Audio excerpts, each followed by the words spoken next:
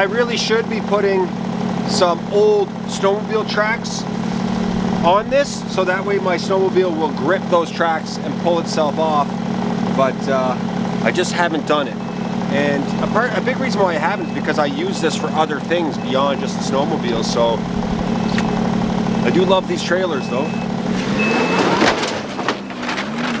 You'll notice right at the last second I give it a real good shot of gas. I do that on purpose because my skis will catch into some of the metal on this this trailer. This trailer it can easily handle the snowmobile, but it's not necessarily made for snowmobile up and down all the time.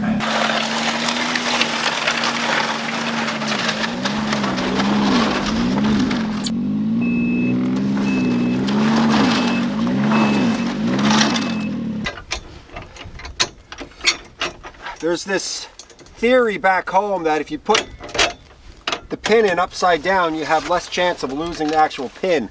I've never lost a pin, and I normally put it down through the top, but I've just slowly started to get into this. I mean, I don't know how it works, but people just say it works.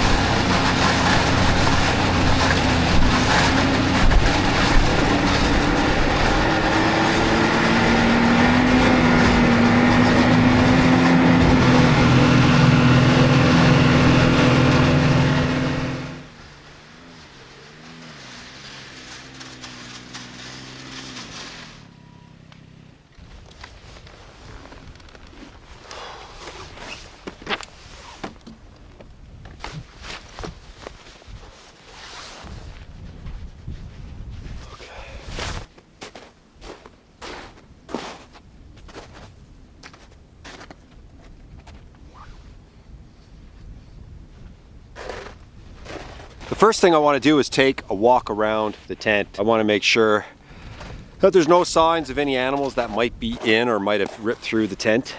And it just, you know, it's just one of those little safety measures. Everything looks great from the outside, but the inside is also very important, because if an animal did get in, like through the bottom here, like a squirrel or something, could easily wreak havoc in there.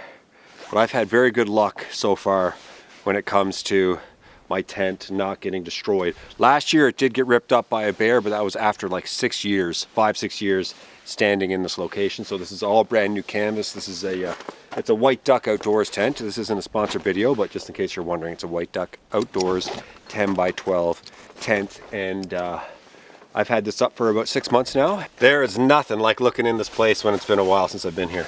I absolutely love that first little glimpse of the inside, especially if it's untouched. Okay. And it looks amazing in here. Wow, really good. Really, really good. Completely untouched. Oh, yes. Oh man, I forgot how amazing this place is.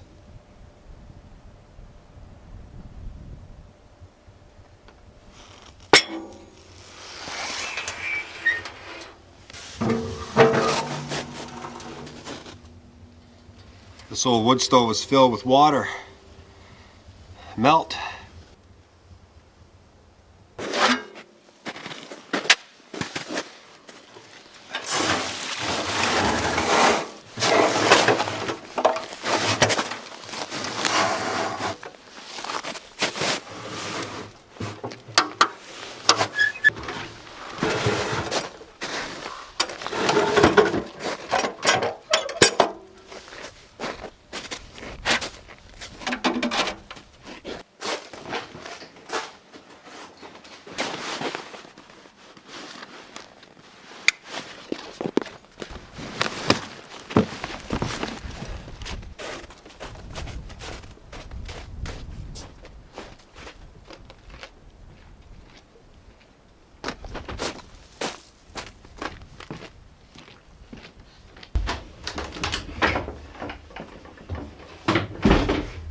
is my food for the day. I'm going to be making one of my favorite meals. I'm not doing it right now. I got a bunch of work to do before I can get eating. We got some spuds, some cheese curds, ground beef, poutine gravy, some oil to fry the potatoes in, and some ketchup to top it all off. That is going to be a Canadian classic right there. A poutine with hamburger meat on top. I absolutely love that meal, and it is like, wait till you see it on the plate. It is phenomenal. It's everything you ever wanted in a meal. And so that's coming later on today.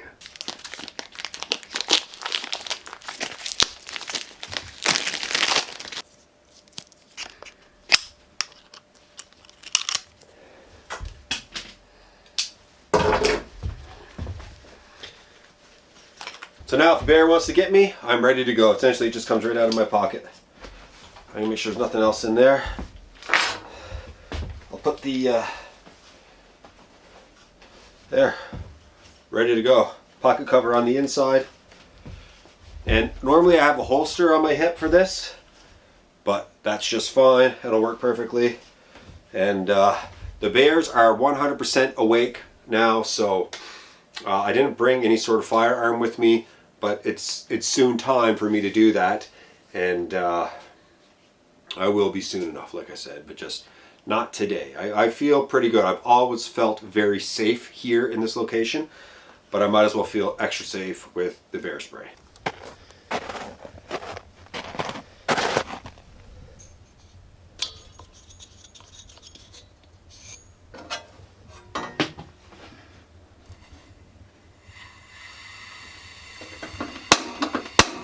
Wow, 2 shots. That's deadly. The old propane stove that I've used out here for the last few years has been flawless. It's the best propane stove I've ever owned.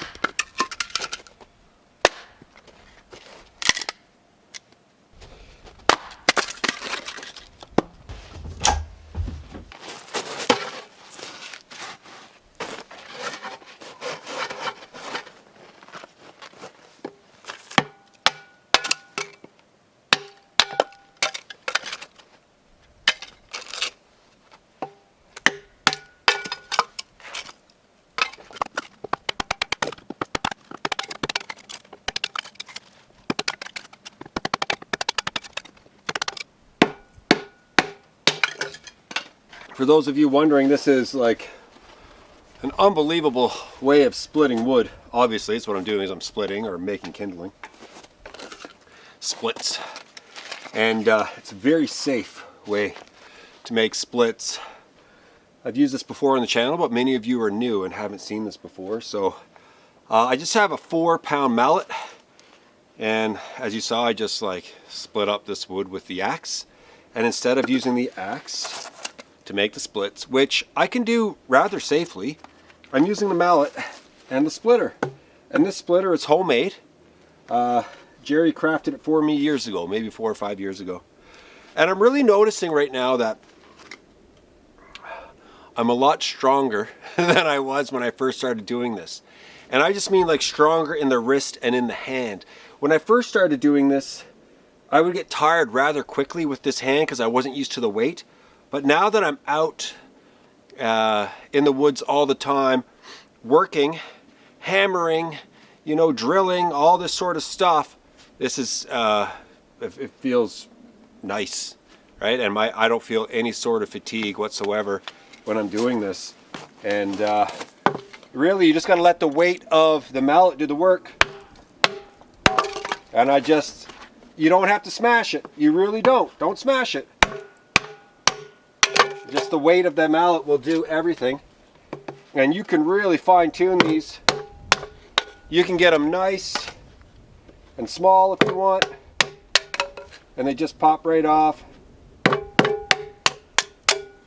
Look at that. I mean, those are two perfect splits right there. Look at that. Absolutely awesome.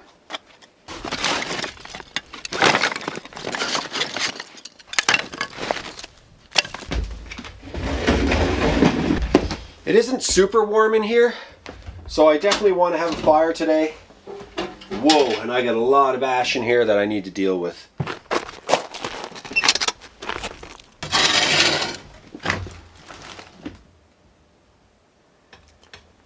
And ash will go everywhere, like it is nuts. So I'm always trying to be very gentle with it. It's worse than dust.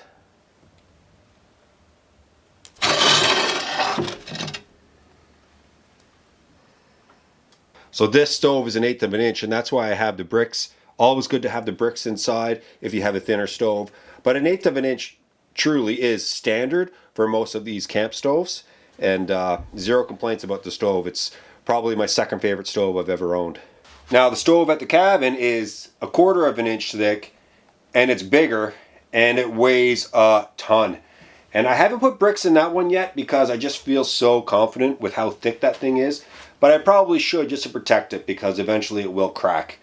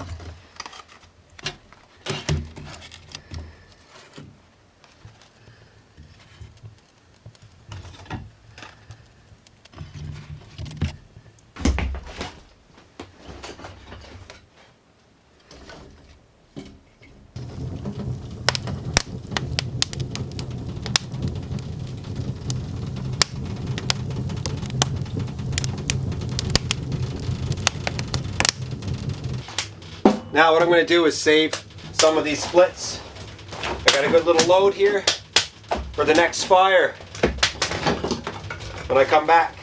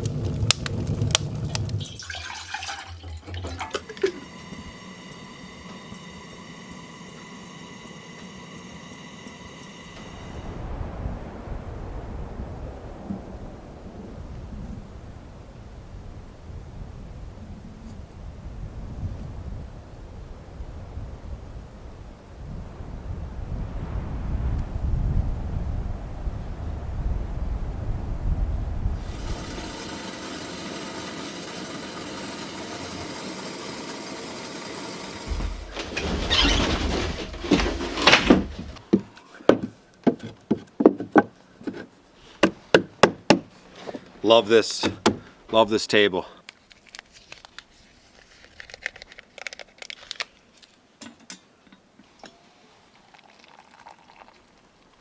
You know, having a coffee like this out here is really something else. I mean, it really does feel like a bit of a vacation day for me, and because it's all set up. Right, everything is set up here. I'm ready to go. Just come out and enjoy it. Just come out and be in the tent. Give you guys a slice of life. I know there's so many of you out there that just love this tent. And I love this tent, guys. I love this tent so much. And it means so much to me. And many of you haven't seen it before, right? Many of you are new to the channel. And many of you are just like the cabin people. And this tent is where it all began. And I just love bringing you guys here just to kind of maybe take you away from whatever it is you're you know, thinking about that might be bringing a little bit of stress to your life or whatever, and you can just take a pause and enjoy the fire and the beauty and, you know, nature and the woods with me, and just have this cup of coffee on this table that I built years ago. Suggestion from a sub, by the way. One of those suggestions that I knew I had to do is, you know, a guy was like, put a table on your door, you spend so much time looking out that door. And when I do take a break and look out this door, it's kind of when it all really kicks in for me, how special this place is and how lucky I am, because I've got the best view in the world right now. I really do. I'm just like staring out into frozen nature, and it's slowly warming up, and it's breathtaking. And I know there's just so many of you that would love to experience this, and I really, really, truly do hope you get to experience something like this in your life.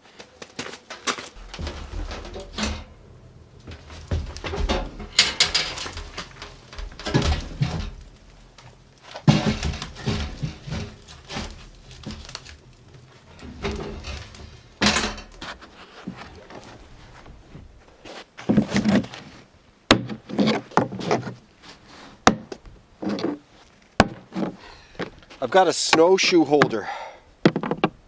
Got it from a guy back home. Robin Pilgrim is his name. He manufactured this thing. He's got the gear, boy. See how I open those up? Put that right through there. There's one.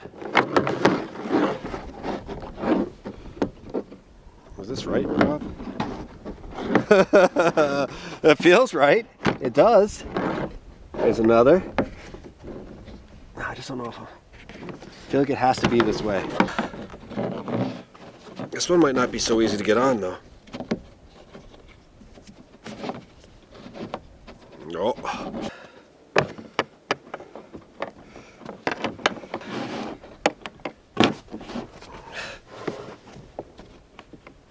There we go. See, I figured that out all on my own. Yay. Yes. Wicked, man. Oh, he's in now. Now these snowshoes are handmade. Guy back home in Labrador, his name's Bernie Crawford. These were a gift from Jerry, and you can see they got the Labrador colors right here.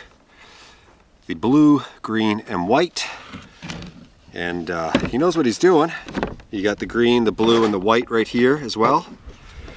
And so I love wearing these, but they're way better for back home in Labrador where you have a ton of snow. Also, my big gigantic boots that I wear in the winter can't fit on these. They're more suited for like a smaller winter boot, and that's just the way it goes. I think most snowshoes are like that.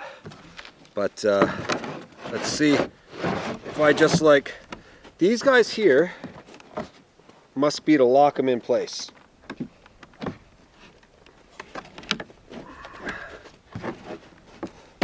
Is that right, Rob? Oh, I don't know.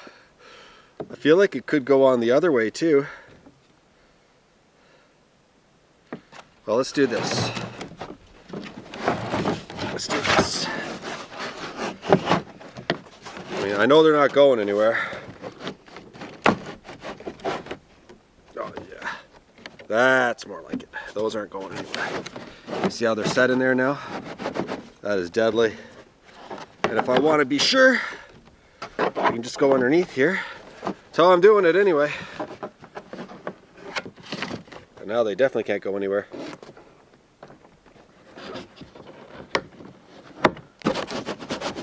Oh yeah, I mean there's nowhere they can go.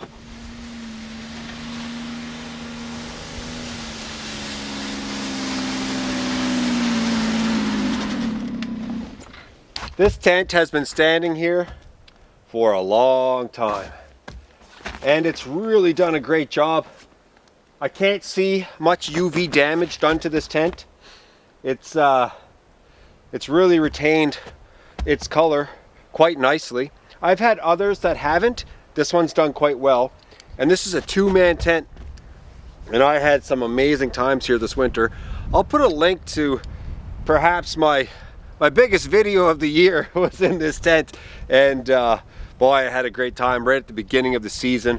Came out here and just took it all in, right? And freezing, beautiful, warm night. And now it's the end.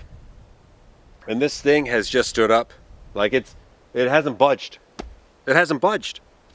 It's unbelievable how strong these tents are. I could probably just leave this tent up forever. The thing is eventually, you know, all the tents will deteriorate, so I don't want to do that. And this is top 2 favorite tents that I own that are mobile like this. So I want to bring it with me because I can find some pretty good use for this tent this summer. What's going on inside? Oh yeah, looks amazing in here. Amazing. Wow, it's really warm in here. Holy, really warm. Oh, so good.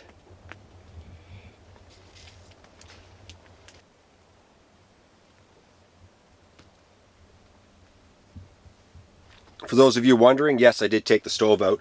Slight issue with that stove. I spoke to the company about it. It was like a freak stove, and it's just something that they've never heard of before. There was like a little bit of a leak with the creosote when the stove was shut all the way down, and so they've never heard of it before. And I've seen these stoves used out, and I've used their stoves for a long time, and that one just had that one incident, and so the company sent me a new one. And that stove that had that issue, I sent it to the guy who made me the straps. He's made me a lot of straps over, you know, the last year or so, including that one for holding down the snowshoes. And he's given me lots of advice over the last year or so. He's an avid outdoorsman. And yeah, so I told him, he was interested in the stove. Like, he's like, oh man, I'd like to get one of those stoves. I said, look, if you can weld this thing, right, deal with that minor issue, I have a new one on the way, I'll send you that stove, and you can have at her and fix it up. And so like I said, that stove is gone. I have the replacement, and eventually I will be testing that one out. But I have full faith because I've used maybe 6 or 7 of their stoves, and that's the only one that's ever given me an issue like that. So if you own a tent like this, canvas tent, any kind of tent, one of the most important things you have to do when you're shutting it down is make sure it's dry. Oh, I can see there's a lot of water underneath of this tent. Oh man, that's from all this snow. So that means the floor is absolutely saturated underneath. Oh, it is. I'm gonna have to dry that out.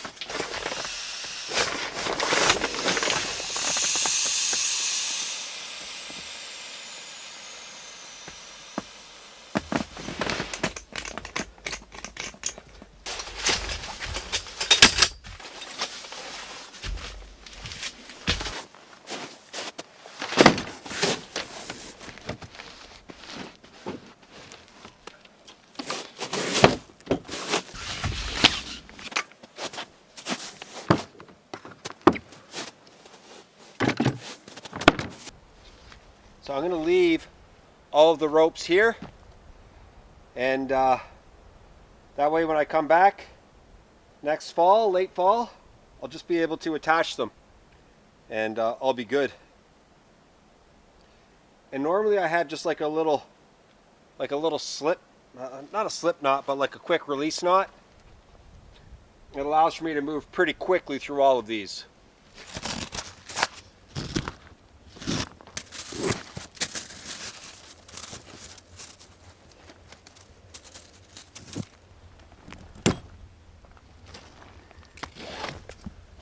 What I think I'm going to do now is just lift this tent up and move it out of the way and just let it air dry.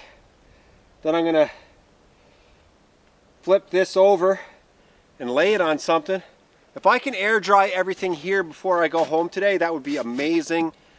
And that means I won't have to open it all up again when I get back home. I just don't want to do it. I've done it a number of times and it's just not my favorite thing to do.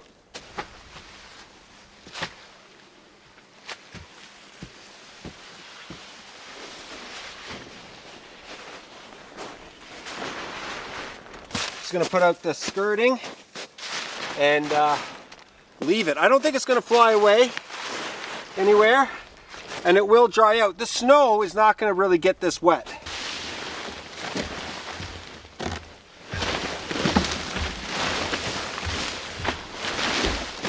Now the bottom of that is soaked. All kinds of water here. I don't know how long that's going to need to dry. Absolutely soaked, as you guys can see. But I'm hoping it can dry rather quickly if I put it in a nice sunspot here. Hopefully that does the trick. I mean, who knows? I have it set, turned to the sun, you know, dialed in. And I'm gonna go back now. If I come back and that's pretty dry, I'll be very satisfied. And this is all a part of it, folks. This is all a part of it. It's not just set up the tent and have a wonderful, magical night. And there's a lot that goes into it, right? And for me, setting it up for the year has led to me having to have this moment where it's a bigger tear down and I have to be more meticulous about everything I'm doing. And it's just, that's just the way it goes. This is all a part of it.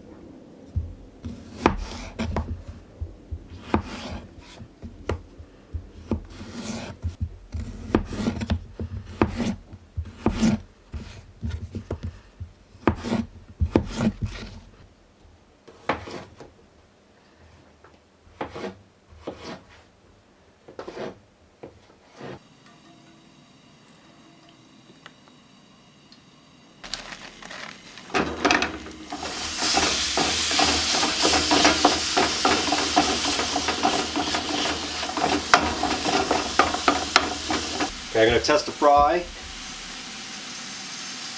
Not quite, but close. Oh, yeah, that's close.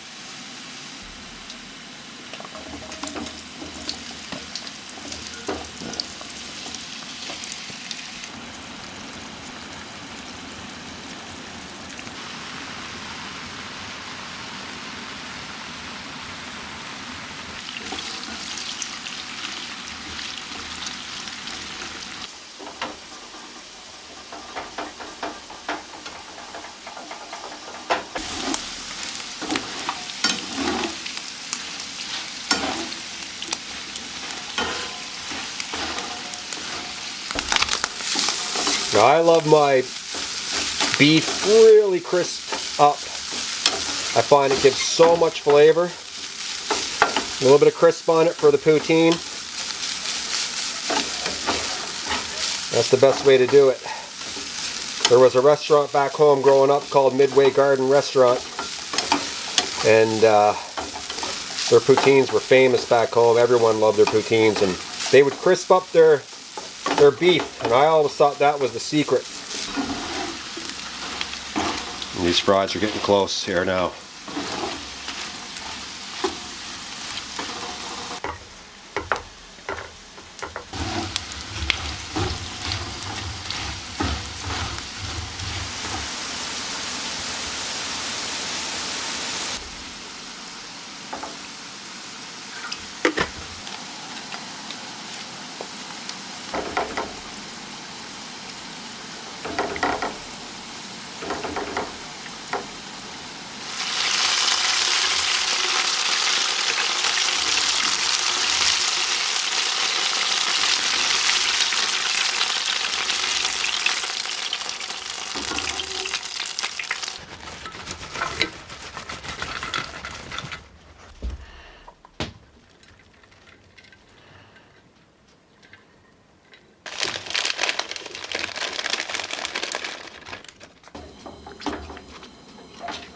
Little bits of beef left in there. Gonna be amazing.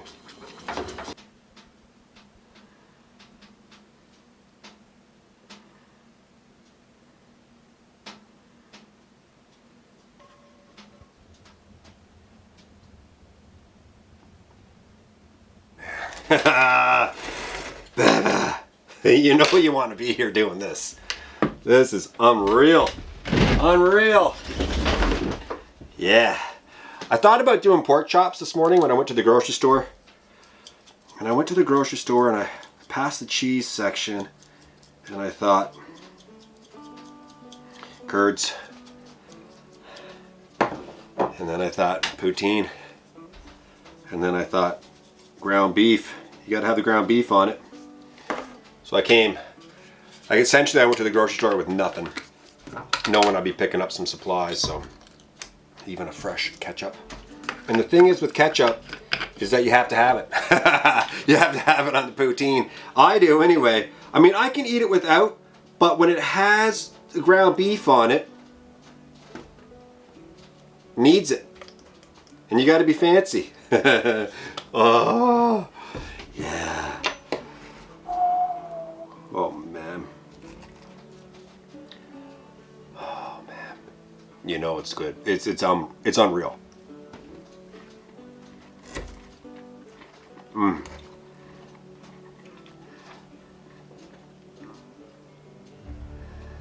Oh, so good. So good. It's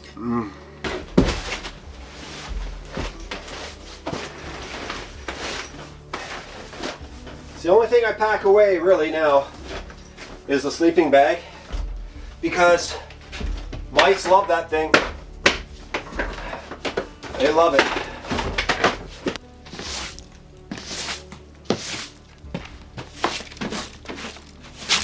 Everything is looking amazing in here. Ready for me to come back. Whenever that might be, I don't know. Maybe I'll walk out here on the ice before that, like the death of the season, before winter is completely over. I'll walk out. I've done it before, a bit sketchy, entertaining and fun for sure. I'll put a link to that video in the description. That was a wild trip the last time I did it, and that was like maybe 2 or 3 years ago. So maybe I will try to walk out here while the ice is still able to accept my body weight.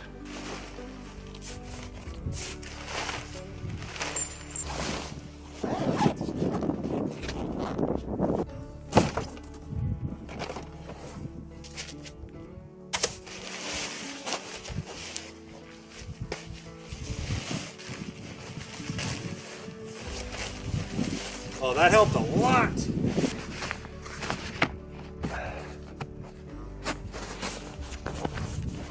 I had a wonderful day. It felt like a vacation day. I love coming out here and doing a little bit of work. Even on vacation days, you got to do a bit of work, right? You gotta be productive, and I was today. And I really enjoyed myself, just having that coffee, eating that delicious food, being at the tent. I feel so comfortable there, and I hope you guys really enjoyed your time there as well. Thanks so much for watching. I'll be back really soon.